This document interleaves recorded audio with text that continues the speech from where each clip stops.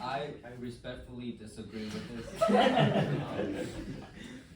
Because is Taiwan in a NATO? No. They said U.S. involvement. Yeah, U.S. involvement, but it's Taiwan in NATO. Yes. But I'm saying if the U.S. were to go to No, war with China. I disagree and object with that because no, I didn't write it down, but from knowing, as of my concerns, Taiwan is not in NATO. Is that okay? So, and as you can see, as current world events, as Russia and Ukraine, yeah, U.S. is not being involved, but they're helping out, like, you know, Ukraine. Same here, but U.S. won't be involved. Disagreeing, but U.S. can help Taiwan. And no, that's a good point. So really quickly to clarify, because I see what you're saying with the whole NATO, and I love that you brought in Article 5 of the NATO treaty. But it's true what you're saying. So the U.S. could go to war, right? Helping Taiwan against China, but NATO allies would not be obligated to join. So NATO would only be obligated to join if a NATO country were attacked. Yeah. So if the U.S. was attacked, I thought then they yes. asked if the U.S. were to go to war with China. I thought that was your question. Well, yeah, but Yeah. China is attacking Taiwan, not I know, The but US. he said if U.S. were to go to war with China, Involved in that's. the Chinese-Taiwan war. because China would attack Taiwan. Yeah, Okay, yeah. okay, Only I because said- you see, said Yeah, involved, yeah. I said- If they were attacked, Yeah. got it. All right, Josephine's gonna go. Well, you already said something. Oh, I did. Okay, no, you got it. Keep going. No, I wanted to disagree with Ayush and agree with Anissa just I because. object.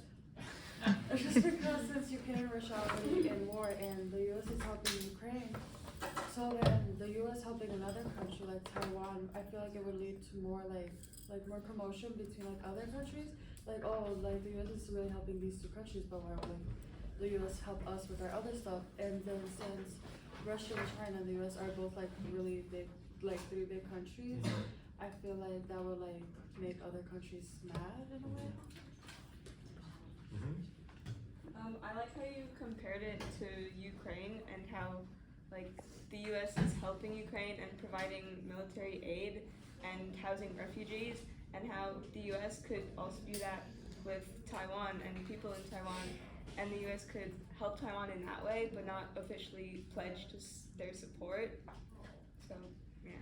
I agree with Sophia. I believe that the U.S. shouldn't pledge to support Taiwan publicly, but they should do it in an indirect way. Just because China now has a nuclear arsenal, which they now have, I believe, like 410 warheads, which they're increasing in military power. And the democratic peace theory, I believe, says that democracies are less likely to go to war if they know they can't win. And right now, the U.S. isn't sure if they're in competition with China. So the U.S. should like prepare for something like worse.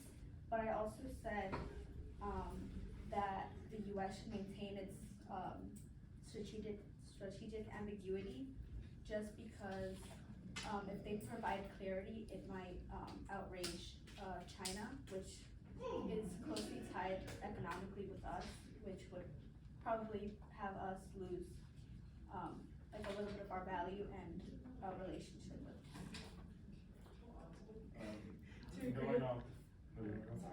I was just gonna say, we kind of agree. I think it's important that America should provide some sort of support, but there should also be a limit. If like currently we don't want to get too involved because like Josephina, right? Said like we're already helping with Ukraine and Russia, so we don't want to almost like put our eggs all in one basket. You know what I mean? We don't want to like provide too much support. We should keep it limited. It's also up to Taiwan to use the resources that they're giving to build a stronger military. There's only like so far we can give to them without having to like put our military into their invest our military into Taiwan. So giving them weapons, but also letting them use that for their own support. Agreeing with the previous 3 points, I think that it's actually beneficial for the U.S. to step in with direct military support. Now, this may not be the first step in it. It may be similar to Ukraine, in which we give them aid. But realistically, This would be basically threatening the longevity of the U.S. in the long run in terms of their economy, and the economy is basically the soul of the country. It's what makes the gears run, right?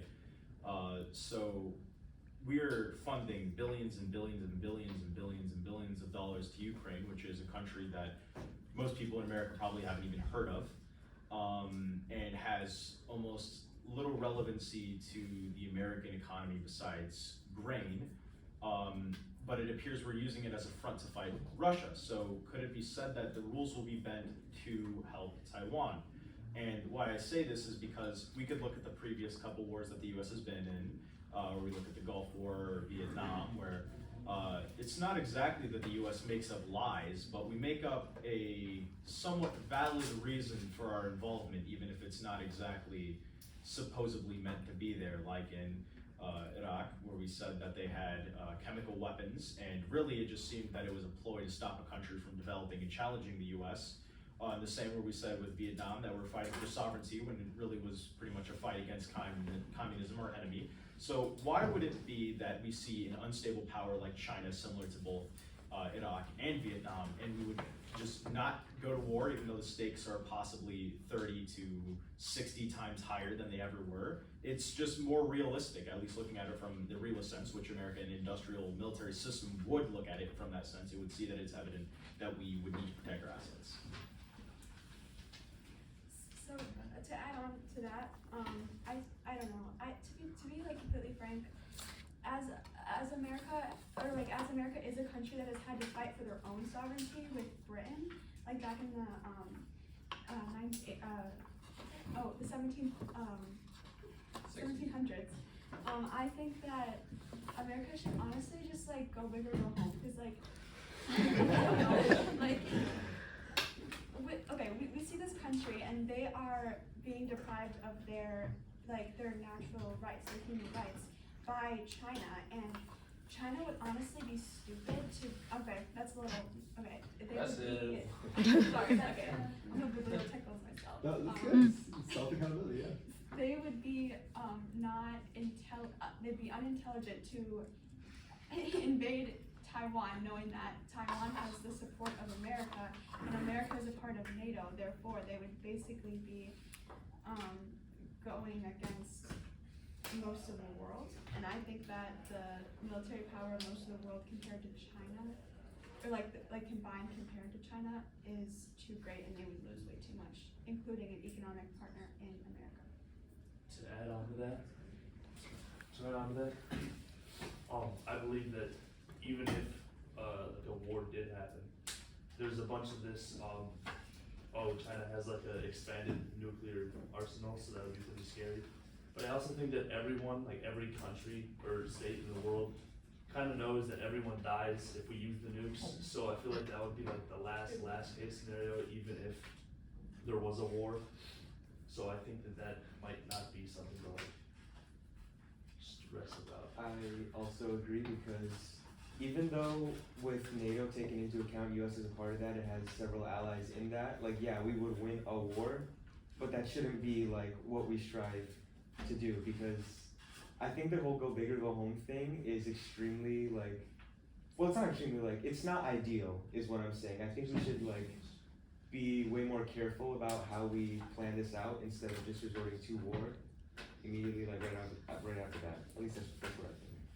I would also agree with what Amanda said. I wanted to add on the question. Why won't the US see Taiwan as a separate entity? I think they try to do that so they can try to please to China's policy, the one China policy, as they see that anything the Qing Dynasty once was theirs, that's what China is, and they think that Taiwan belongs to them. And so they made a deal with China to follow that policy, but if they see Taiwan as a country, that's almost like they're challenging that same policy. I also just want to throw it out there. There have been really good references to realism and liberalism, but I want you all to continue thinking about how would a realist answer this question? How would a liberal answer this question, right?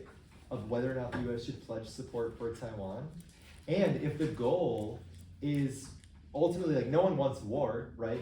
So what is the best approach? If we want to prevent war, how would a liberal or realist suggest that we do that, right? If that is ultimately the goal, right? So try to bring in those like theoretical foundations, realism, liberalism. Okay. You're doing great. You guys are the best. All right, keep going. I have one question.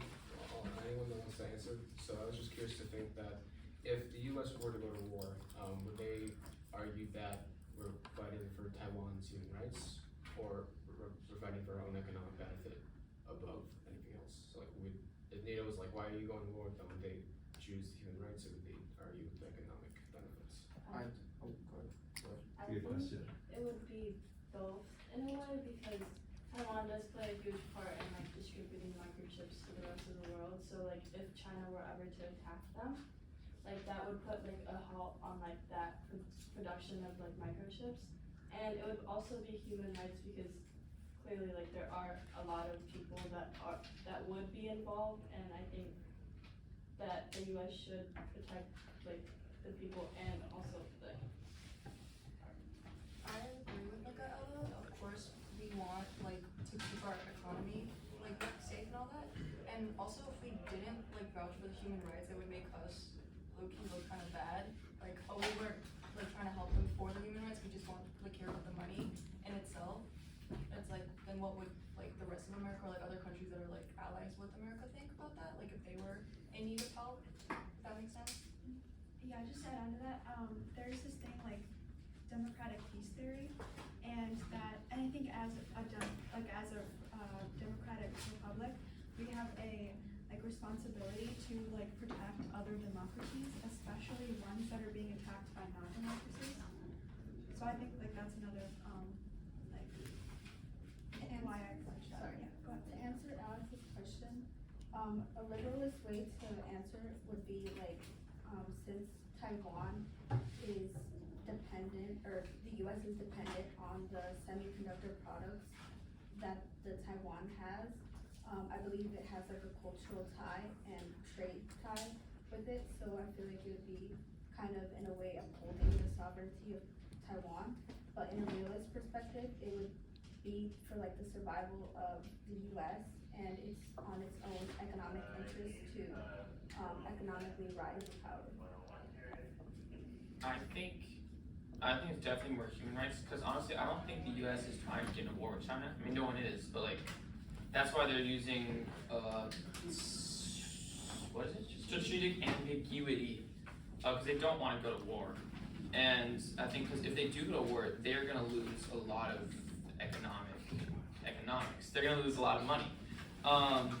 And I don't think, like, even if like Taiwan wins the war, I don't think we could get the economics back, because we're making like, you know, we're trading like billions of dollars with China every year. And if that, like, if China, like, if we go to war and China ends up like becoming nothing or becoming much less, like, it's gonna be a while before we can trade with someone for a lot of money, I feel like. And I feel like if we end up going to war, it's just gonna be Taiwan's human rights, because we know that we're not